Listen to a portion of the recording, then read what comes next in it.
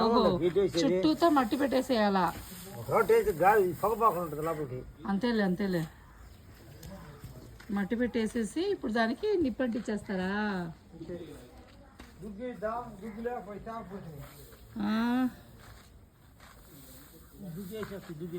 వేసేలే మళ్ళీ బర్రెలకి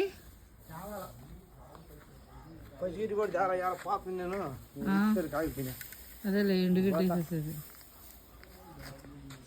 ఇంతేనా కంపటంటేనా ఓకే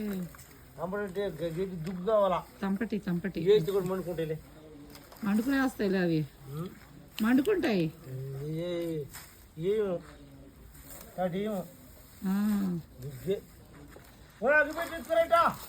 అగ్గి పెట్టండి తప్ప నేనా